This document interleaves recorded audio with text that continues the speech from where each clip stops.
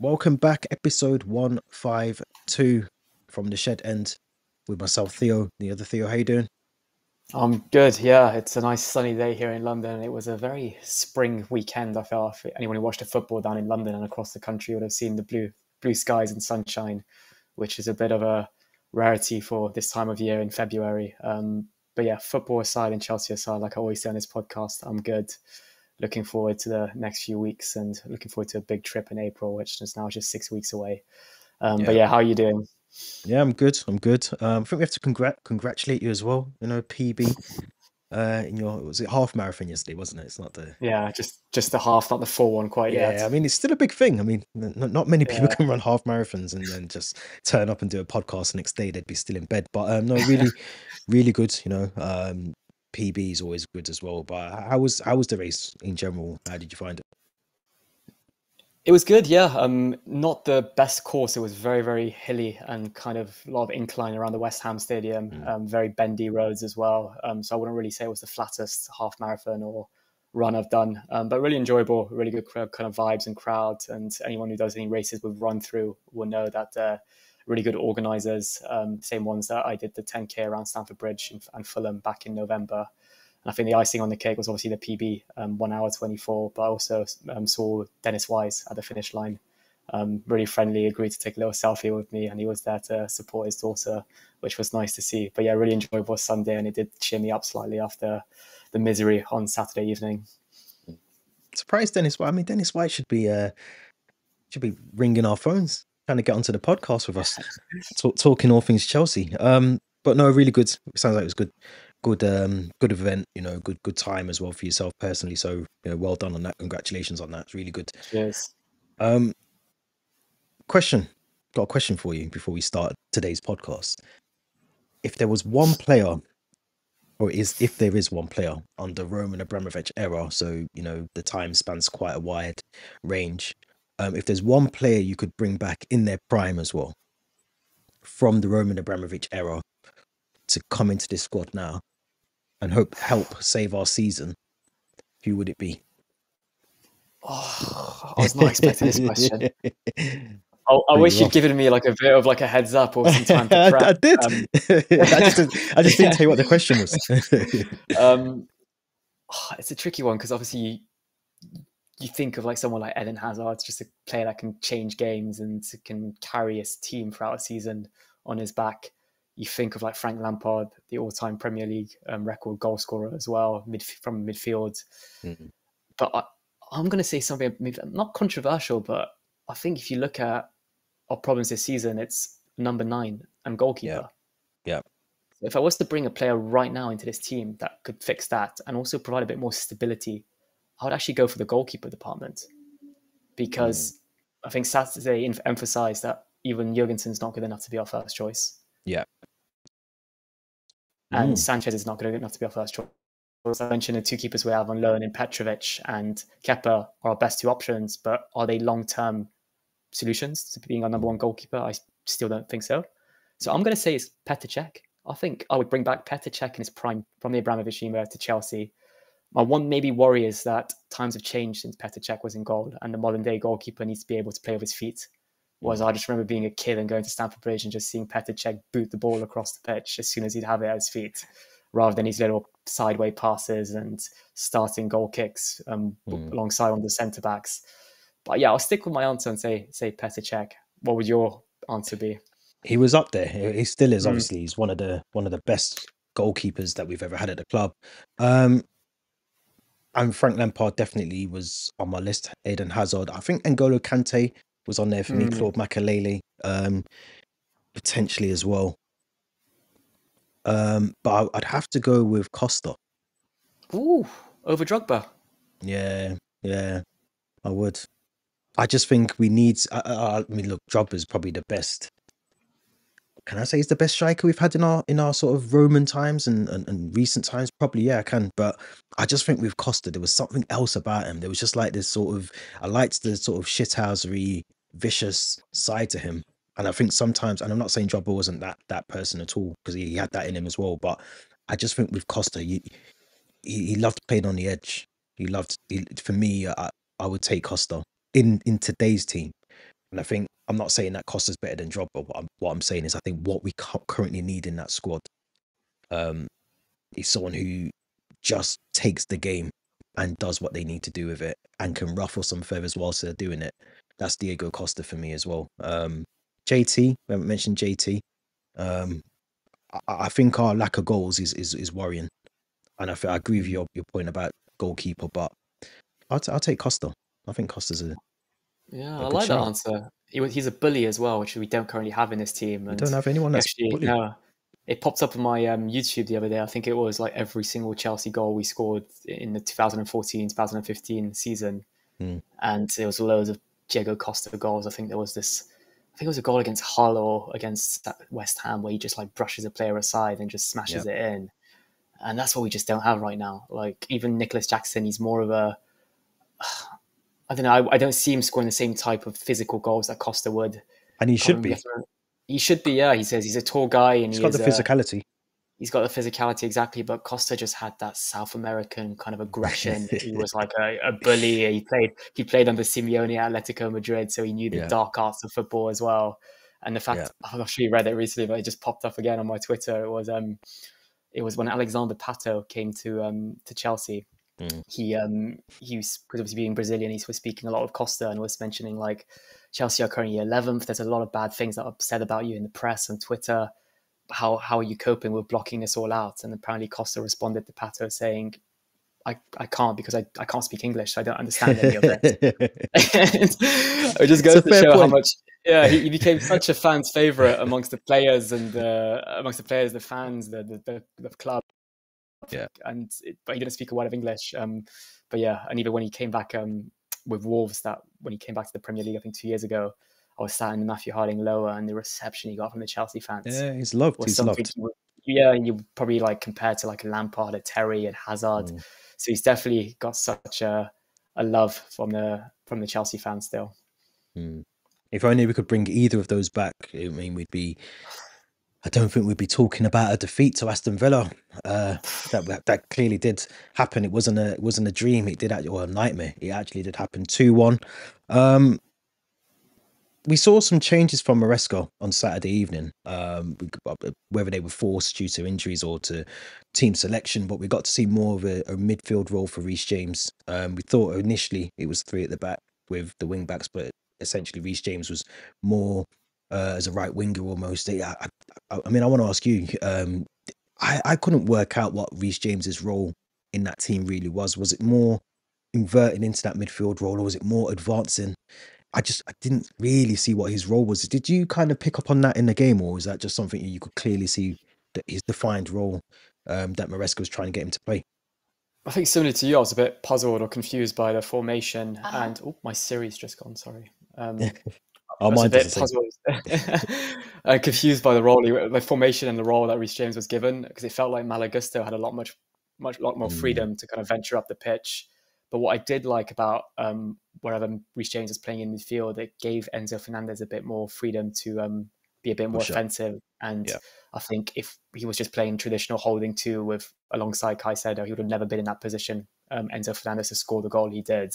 And I do think that change of formation or that change of tactics with the inverted fullbacks or the 3 at the back with the wing backs, I'm not too sure what type of position it was, did actually pay off, especially in that first half. And it looked like we were creating and more chances, and we look more dangerous, especially on the counter as well, compared to those games against Brighton, and I'd even say in the West Ham game too. But there's still a lot of things and fragilities that we still need to improve on. Yeah, it was interesting because I think it was something a lot of Chelsea fans have been calling for, something to change, whether that's formation or just something, a different approach to the game. And we did get that. We got that with the lineup, but we control. One thing I noticed, we controlled the game a lot better in that first, say, 20-25 minutes of the game. Even beyond that goal, we still looked like we were trying to create the chances and go forward and get another goal. But we have to credit Maresca for that. I wanted to pick out Pedro Neto also for the goal, for the assist, because I thought, I said in the video that I did yesterday that I can only really hand on heart say Enzo Fernandez and Pedro Neto were the only 2 standout players from Saturday evening. But Pedro Neto on that right side looked a lot more, maybe it was the change in tactic, as you say, but it looked a bit more clinical. You know, a bit more convincing, bit more conviction going forward. Was you impressed with Neto and just his sort Yeah, of approach to the game? I thought he was probably one of the bright sparks in the team. And even in that second half, maybe a bit of fatigue would creep in. He was still making those bursting runs. And I felt bad for him because I think at times he was almost playing as a false nine and was just Mm. completely isolated. Like there Yeah, were times where he would have the ball in Aston Villa's half and there wouldn't be a single other Chelsea player like around him. So he was forced to try to like drive the ball up the pitch and create something for himself. And then eventually Palmer and Kunku and maybe Sancho would try to join him in the attack. But it just felt like he was kind of there on his own, very isolated. But yeah, the assist was brilliant. Just showed a lot of dedication and energy to try to get that ball into the box, and that's what he's capable of doing. And the Neto we saw against Villa was more of the Neto I think we used to watch at Wolves last season and then all the previous seasons as well. it was really positive, but then of course, with anything good currently with Chelsea, there's always some badness that's lurking straight behind it. Now, the goals that we conceded on Saturday were, again, for me, were just avoidable. They're just avoidable goals that, we'll talk about the mistake that Jorgensen makes, but just, I mean, let's try and talk through the first goal. What do you think happened in terms of, um, what do you think happened in terms of the goal? I suppose the poor goal. I thought it was just poor around. I thought Gusto could have done a better job trying to clear the ball with his head. I felt like his positioning was wrong, and then obviously in the box there's no one marking Asensio, who has like a lot of space to try to just get that ball over the line. But yeah, just Asensio and Rashford, as soon as they came on, they looked dangerous. They looked like they were on a mission to create something. And I think Maresca should have been almost getting a message across to his players on the pitch to make sure we kind of pay extra attention to those two players. They look dangerous, but we didn't do that. So yeah, poor defending. I'm trying to think if like that would have maybe that goal would have been prevented had Chalobah been on the pitch and not been injured. But that's just that's in hindsight, I suppose. But a really poor goal, the first one. And the second one, I'm sure we're going to talk about it, but that just made me want to just throw the remote at the television. So yeah, it's really, really avoidable goals. That's the most frustrating part because I feel like we kind of deserve something out of that game at I agree. parts. And it just, like, even when we got a draw, we were like, all right, we don't deserve a draw, but right now, given the circumstances, we'll take it. Yeah. But then, yeah, the way the game ended was just so disappointing. And it goes back to what we've been saying for a lot on this channel, and I know other channels have said it. If you don't recruit well and you don't bolster your squads, especially in January, which Aston Villa have done. If you think Marcus Rashford came on and he changed the game for Aston Villa in that second half, Asensio was playing really well. For Jacob Ramsey, Morgan Rogers, they all had a really good game. But that second goal was just avoidable, and it could have. I mean, it was very. I don't want to pin it down to just Jorgensen. I think he has to do better. But I think even if you had Sanchez in there, mistakes can happen in football. But when we're sort of criticizing, and we're heavily criticizing our goalkeepers at the moment, it's just the wrong time to make that sort of mistake and goal. Um, yeah, you can't really defend it, but at the same time as well, we've got no option but to play either one of the two that we clearly can see is not good enough at Chelsea. Maresca has come out this morning to say that he wants to stick with Jorgensen in goal. He feels like clearly he's the one that needs more time. Do you think that's the right call from the manager? Absolutely, yeah. He said the same every time Sanchez would make mistakes and continue to back Sanchez. So it's only fair he does the same with Jorgensen now. One mistake, he backs him. I don't think the last thing we need to be doing now is swapping goalkeeper for every single game. Yeah. We have to be consistent with the keeper we stick with. And obviously, if the mistakes pile on for Jorgensen, then it's time to maybe make another change. But I do feel so. I always have a bit of sympathy for goalkeepers playing there for my five-a-side team. And I just remember there's this really famous quote from, I think it's Iker Casillas, who said that. He said, goalkeepers can make 100 saves throughout a match, but they'll always be remembered for that one mistake they made. And that will always True. make them the villain in a way. True. But we have to remember because Jorgensen made some brilliant saves in the first half. I think there's the Watkins one where he got a toe to it. Yeah, when it it was did. almost like really close to him. And he made another one from his near post as well. So it is harsh, but we just really got to hope now he's able to bounce back and clear those negative thoughts out of his head before the game tomorrow evening against Southampton. I mean, Yeah, I think you said about throwing the TV. I nearly threw the TV outside at one point. It was just one of those games where, like you said, we deserve something out of it. I know we didn't play our greatest football in that second half, but when you look at the results that went elsewhere, West Ham winning, beating Arsenal. I think Bournemouth drop points at that point, or I think Yeah, Bournemouth had Bournemouth had lost lost to Wolves. the Yeah, wall. Fulham So had lost to Crystal Palace, and then the following day, Forest had lost to Newcastle as well. exactly. So I mean, the one weekend where you kind of need to capitalize on other teams' mistakes. We weren't there, and that's the frustrating thing to take out. That another frustrating thing is the injury to Trevoh Chalobah, which you mentioned earlier on as well. Maresca's confirmed potentially up to 10 days out for Chalobah. I thought it was going to be a lot longer. I thought it was like a rib, broken, bruised rib injury, but it doesn't seem too bad. Still a massive blow for us. We got Southampton tomorrow. I would have expected Chalobah to start in that game.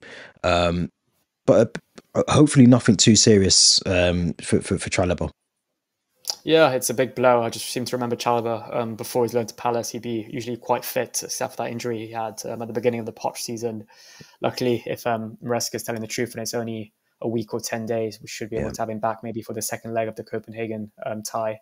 But yeah, it's a big blow because that leaves us quite short now in centre-backs. We've got Fofana, who's probably not going to be back until after the international break. Yeah. I think Badiashile is back in maybe individual training, but I don't expect him to be back for another 2 weeks probably. We've got Disasi out on loan now, so that pretty much only leaves us with Colwell, Tosin, and Anselmino as our centre back. Yeah, I forgot about him. Yeah, I actually forgot about him until you mentioned the Chalobah injury and potentially him having to step up now. Or could we perhaps see a Champong at centre back again, like he did, I think, in a 1 or 2 fixtures? But yeah, big blow for Chalobah. But hopefully he's able to shake off this injury and get back into the first team soon. Obviously, like I always say, I don't want him to be rushed back if it is quite a serious one. We want him to make sure he takes his time, especially if Badiashile is nearing a return. But now we've just got to cross our fingers because with Tuesday's game, we're going to have to play a lot of the same players that played on Saturday. We just got to make sure we avoid injuries going into this business end of the season. Yeah, and this is the key part. I think I said it on last week's episode that you don't want to pick up these silly, unnecessary injuries. I know every injury is an injury, but it's unfortunate. We haven't got the depth in the squad that we had previously. Absolutely. I wanted to ask you about Enzo Fernandez, his reaction at full time. If I'm not sure you got to see that. Yeah. This is why I said. I mean. He was almost in tears and apologizing to the fans. And I like to see that because it shows that he actually cares. He's got the passion. He kind of feels the same way probably as the fans do. Yeah. Whereas a lot of times you just see these players go straight down the tunnel and just probably check their social medias as soon as they're in the dressing room. But I like that from Fernandez. It actually showed that he cares. And he probably, like us, he thought we deserved something out that game. And it was just an individual mistake from one player that let us down. But yeah, what were your thoughts on the...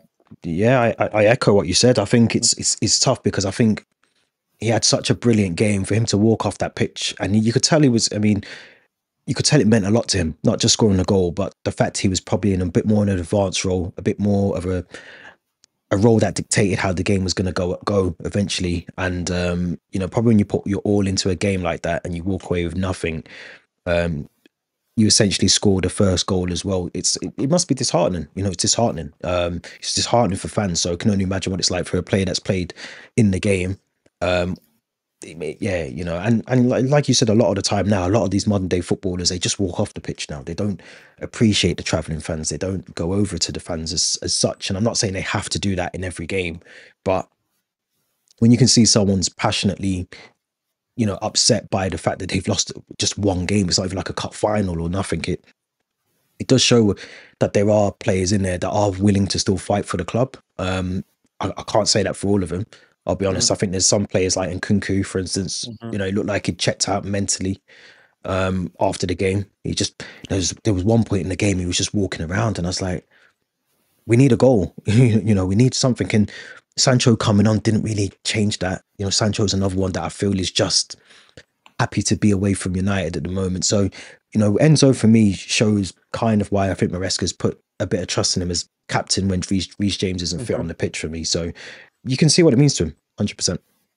Completely agree. Yeah, I think it's the least these players can do nowadays is to apologise to the travelling fans and show a bit of like a passion and like echo how they're feeling. And I absolutely felt that as Fernandez, and that's what you want to see for your captain or your vice captain. Yeah. And the player you listed who mentally is checked out, I completely agree. I don't think he's the only one, but there's some players I just feel like they're just happy to live in London, collect their paycheck, and enjoy the kind of Premier League lifestyle. But yeah, I respect that from Fernandez, and hopefully he's able to kind of put those emotions now into a bit of a more of a winning mentality and bounce back against Southampton and then Leicester next weekend. Yeah. What I will say is that I think we need to see that a bit more from someone like Enzo. Like I get Yeah. it, I understand it for like one game. It's great to see it, but where's that energy been? The last 5 or 6 games. Where was it against Brighton in the FA Cup? And I'm not just singling him, not just him. I mean the players themselves. Where's that sort of fight in all of the players? That should be a bare minimum for playing for Chelsea, really. That should be something you want to do every single game, is to go out there and leave everything out there. And if you do lose the game, I want to see you upset. I want to see you walk off the pitch in that emotion, because that's what it should mean to you to playing for someone like Chelsea. That should be the bare minimum for me at Chelsea anyway. But yeah, I agree with you. We need to see something similar against Leicester, against Southampton, and then I think we've got a week off because we're not in the FA Cup, are we? So I think our next game, True. I think I think you're Copenhagen. right. We've got Southampton, then we'll have Copenhagen midweek, and then I think we do play Leicester the following weekend after that, and then Copenhagen again. Right. I thought Leicester was this weekend coming up, but I think you're right. There's a week break while FA Cup's on. Which is good for us. I think that would be good to get some of the players that you just listed, the Badia Shills and Fofanas, if they're fit enough again. It will rest some of the players. They'll have another week off. Gives Maresca more time to hopefully change things tactically, or get some of the players working a bit better together for a big game, against Copenhagen in the Conference League. But as I said before, Maresca did say in his press conference, he held it early, 10 o'clock this morning. I mean, give the man a break. Let him have his coffee. Let him have his coffee. I was literally thinking 10 o'clock this morning. I've only just got my coffee as well. But yeah, no, he's had his press conference this morning. Obviously, spoke about the injury to Trevoh Chalobah, which we touched on. One of the questions he did get asked was, which we've sort of touched on, around Sanchez and Jorgensen. He's sticking with him. We know that's almost a given now that he will start tomorrow's game. But a lot of Chelsea fans, I feel, and he was asked this in the press conference as well, like it's a must win, but an easy win. And Maresca downplayed that, and I kind of agree with him that this is not just a game, because they're bottom of the league, and I think they've got like 2 wins all season or something like that. That this is just a given that we're going to win tomorrow night. What's your thoughts going into this game? First of all, is it a must win? And second of all, are you confident that we can get the 3 points tomorrow night?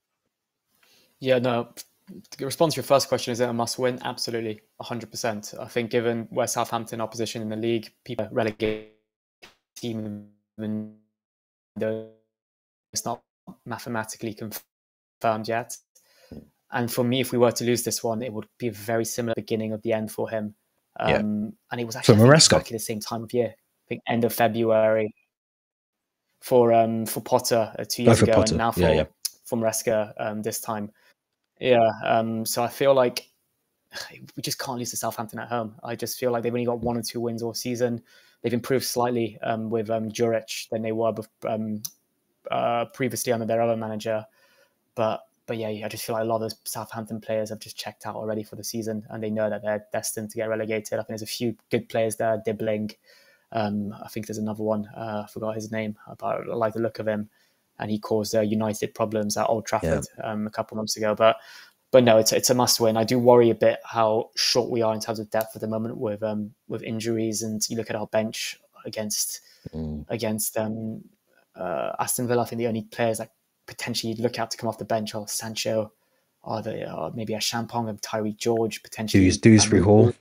I mean, if Amugu, you don't really know the type of player he is, because I doubt a lot of Chelsea fans would have watched him at Saint-Etienne. Is he a holding midfielder? Is he more of a box-to-box midfielder?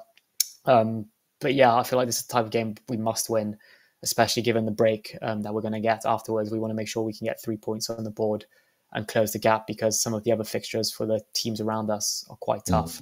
So there will be some teams that will drop points. And sorry, but if you can't beat Southampton at home, you don't deserve to be in the Champions League. Let's be honest. I've said it before. I honestly do not trust it. I wouldn't trust this squad in the Champions League as it is, but it's, for me, it's a must win. But I can't just expect, which I think a lot of the press, a lot of Chelsea fans are saying, bottom of the league. Southampton are a team that seem to like to turn up against certain teams, and I think we beat them in the return fixture convincingly. But I just worry about the mentality of some of these players. And Kunku, we know, is checked out. As I said, I think the injury to Chalobah won't have helped. Mentality of our goalkeepers at the moment, making a mistake that cost us the game. The lack of strikers, the fact that we're not really clinical in front of goal. You mentioned last week about Cole Palmer's goals. They were all, or the last couple of Cole Palmer's goals or Chelsea goals have all been like scruffy own goals, or they've been deflections. They haven't really been, apart from Enzo's on Saturday, but they haven't really been convincing. So going into this game, I want us to win. I think we will win, but I don't think it'll be easy. I don't think it'll be as easy as some fans are thinking this is going to be for us. I really don't. What do you make of this mentality of we can't hold on to Leeds? I think it's a true statement. I think it's I think it's a shame because you think back to like the days. I think I said it to someone or maybe on here that you think back to the days of Jose Mourinho and.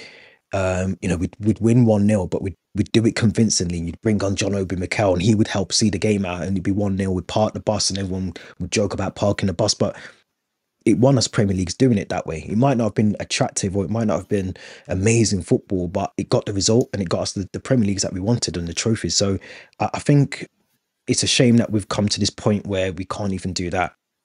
We can't hold on to a lead. We can't go and get that second goal to kind of kill the game off a little bit. It's just, after all the money we've spent, and I know I always come back to this, we cannot be in a situation where we can't kill games off. It just blows my mind. What do you think? Do you think it's a case of Maresca's tactics aren't working? And I don't know what he says in the half time, but it just feels like something changes in all the games after the half-time break where we just don't see that game over the line, or we make a silly mistake at the back. Do you think it's more on Maresca, or do you think it's a player mentality thing? I think it's the players' mentality being a bit fragile, and I think even they don't believe that they can like get wins, and are very inexperienced as well. We go 1-0 up. You don't have someone like a John Terry, an Azpilicueta, Frank Lampard to rally the players and kind of get them into position and tell them what to do to hold on to that lead. And you also don't have a player like a John Obi Mikel, a Ramirez, a Kante, who can just do a bit of the dirty work and almost have a third lung and continue kind of operating in midfield when there's a bit more fatigue around on the rest of the pitch. So I think it's like multiple things. But even me as a fan now, you go 1-0 up after 10 minutes. I don't even want to celebrate because I just feel like the equalizer for the team is coming. Yeah. And it almost, I think I said it like half jokingly on this podcast a few weeks ago that I almost want us to concede first at times, because that would almost force us to react. And I kind of still feel like there's a bit of truth behind that, because right now we go 1-0 up, and apart from maybe the Wolves game where we managed to go, I think it was 1-1, then 3-1 actually. But and it's like recent part of the season, we're just struggling to kind of get that second goal and kill games off. So until we're able to do that, I just genuinely feel like, sure, we'll score a goal, but it means nothing if you can't win the game in 90 minutes. Yeah. And that goes back to my my Diego Costa pick earlier in the podcast, because I just think Costa would score 2 or 3 goals and make it look easy. I just don't understand. I don't understand how, when you go 1-0 up, and Newcastle's a prime example yesterday. They go 1-0 down, really good goal from Hudson-Odoi.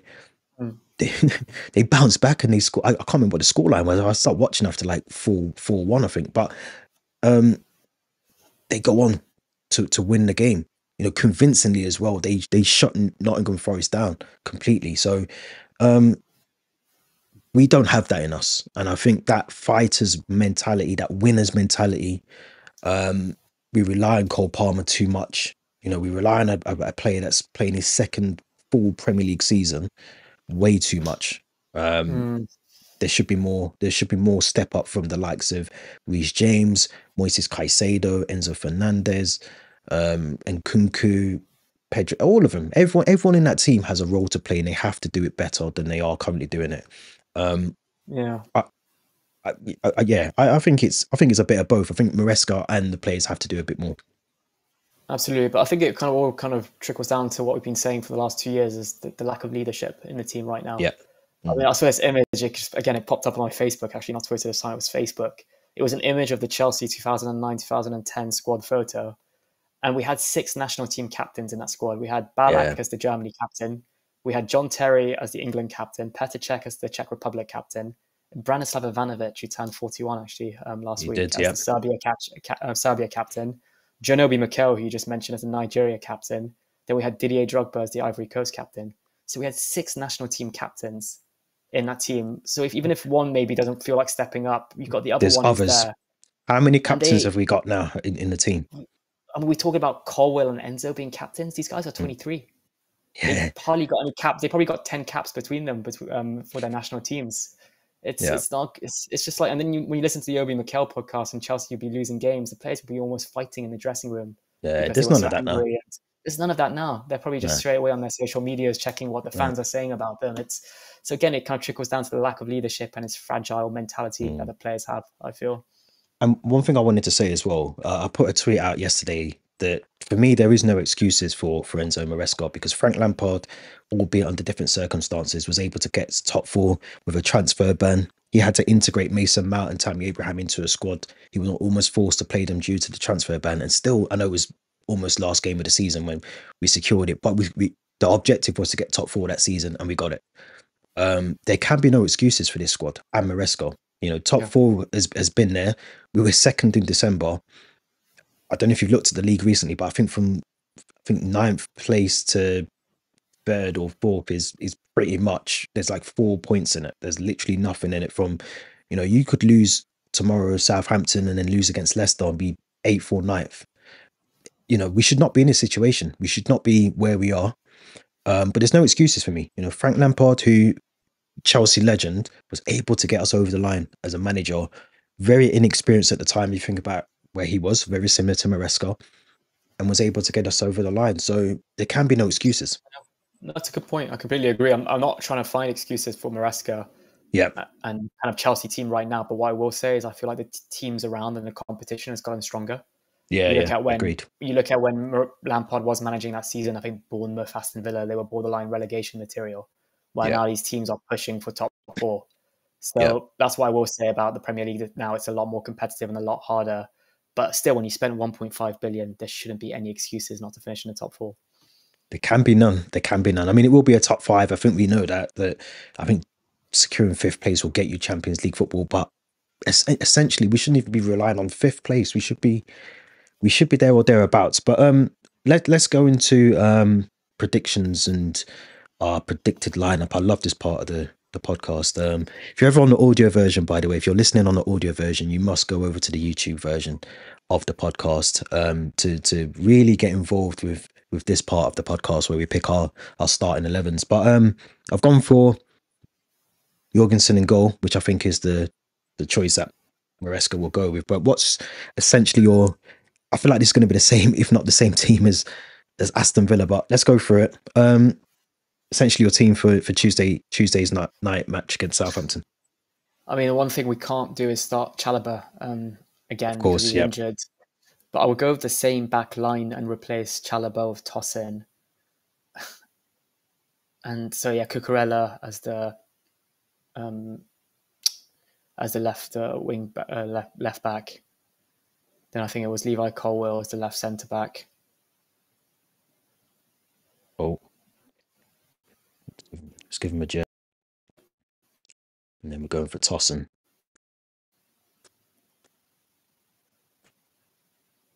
And take it, Reece James on the right. Yeah. Or was it Tosin maybe on them? I'm trying to think how we lined up now against Villa. So would you essentially play so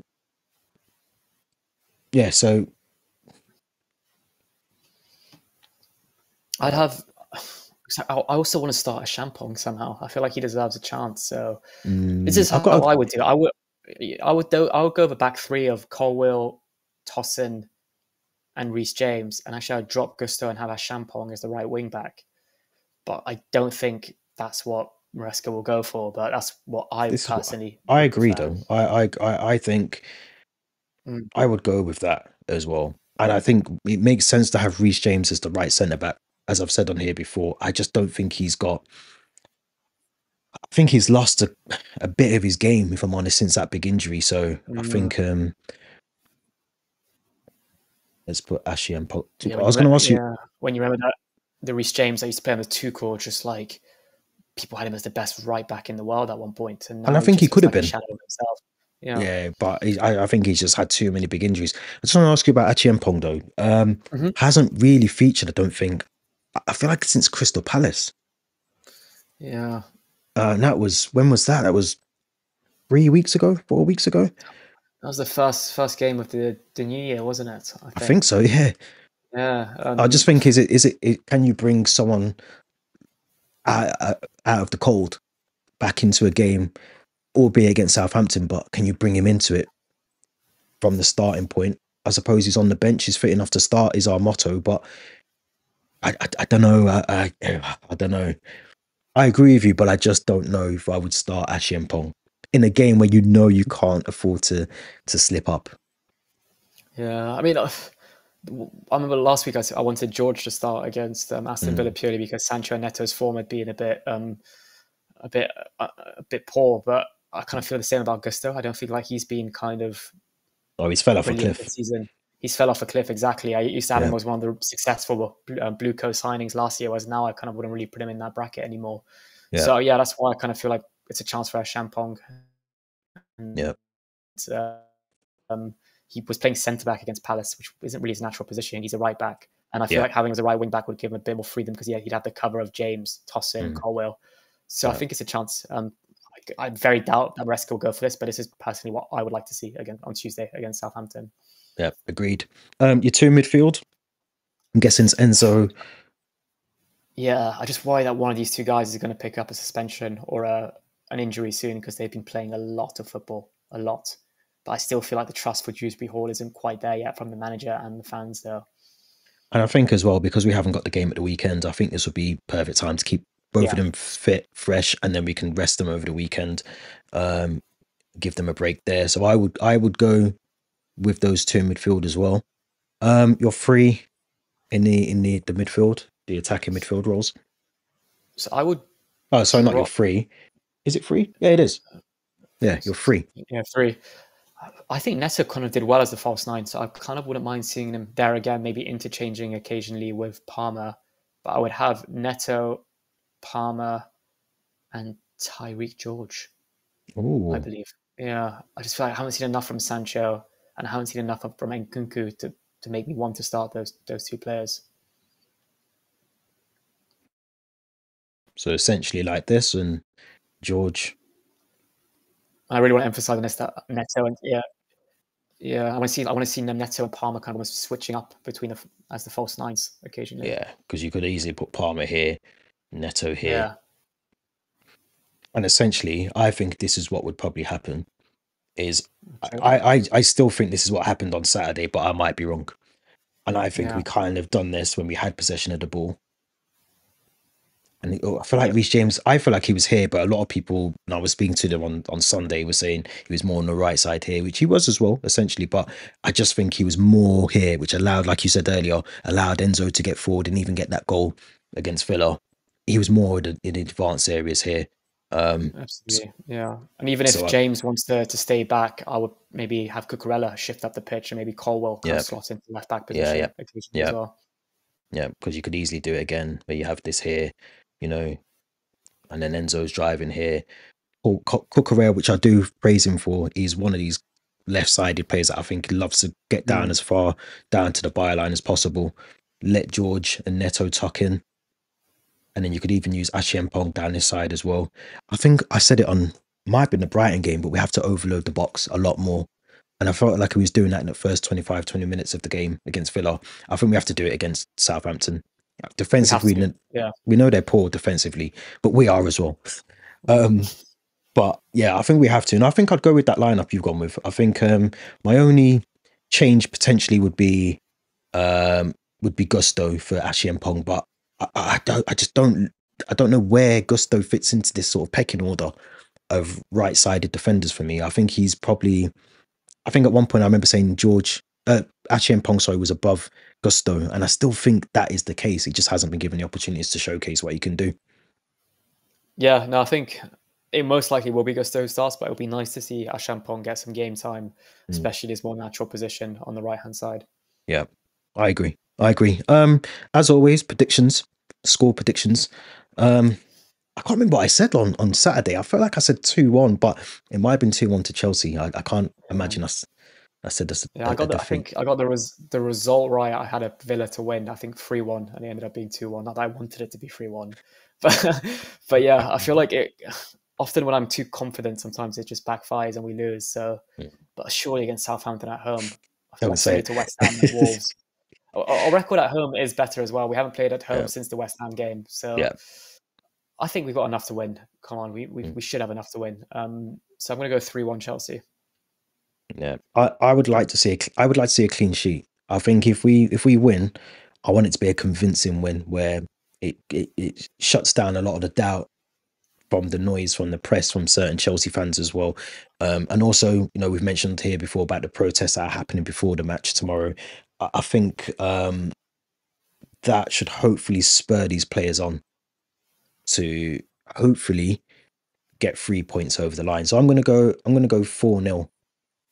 Very ambitious, but as you've said, this is Southampton. I was impressed how we played in that first 20 minutes against Villa. We should get more chances, especially against Southampton, to do that a lot more and get forward and drive forward the ball. So I'm going to go 4-0. I want to see a clean sheet. A bit of a road question, but right now on Monday afternoon, would you take a 1-0 win to Chelsea? Yeah, I would. I wouldn't be happy with it, but I would take it. I think at the moment for us, it's collecting points. Whether it's, as I said before, when it was Jose, you would take a 1-0 and park the bus, and it wasn't flattering, it wasn't attractive, but if you get your win, you get your 3 points, and ultimately at that time it wins you the Premier League as it did under Jose. You don't look back on those performances and think, oh, it was only 1-0. You just care that you've won the Premier League. So yeah, I'd take a 1-0. I wouldn't be happy, but I would take one. What about you? Yeah, no, obviously, like you said, I think it's the points on the board that matter and your position in the table at the end of the day. So if it's 3 points, even against quite a poor opponent, you would take it. But I'll stick with my prediction of 3-1. I think we've got more than the one goal in us. And I think this will be the game where Palmer breaks his goal drought as well. I think he needs to. I think we need to have an episode. If he doesn't, we need to have a talk about Cole Palmer in the next episode.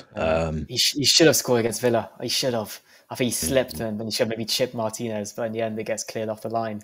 But I think Palmer, from before Christmas, is scoring that chance 100%. Yeah.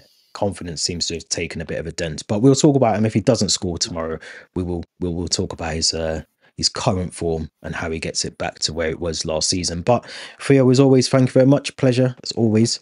Let's hope for 3 points tomorrow. I think we said on here a couple of times, where anyone who's going to the protest, don't be stupid. Don't be stupid. Just be sensible. Make sure it's peaceful. The last thing we want as Chelsea fans is people like TalkSport and all the rest of those idiots using the club and the fans as a reason to beat us with a stick even more. So, let's hope they work. I'm sick of talking about them, but let's hope that the protests work and for the right reasons. Absolutely, yeah. I feel like I've been to 2 protests before. The one for the Super League, in 2021, and there's another one for the Ricketts. Was it the Ricketts? Yeah, the Ricketts family. That's the second one I was going to say, which was very small people that turned up before. I think it was the Brentford game. Yeah. But yeah, I feel like this has kind of got a bit more meaning behind it. It's not happening during COVID times either. Yeah. So, true. But like you said, let's just avoid any stupidity, and we don't want us to be in the limelight for the wrong reasons. Yeah. Well said. As always, please subscribe. Please like the video. Please share it on all the good stuff. The Linktree link is also in the description for audio listeners. If you prefer audio, there is an alternative version for you in the description below. So make sure you click that before you do anything else. Theo, as always, thank you. And we'll be back very soon with another podcast episode. Enjoy the rest of your week.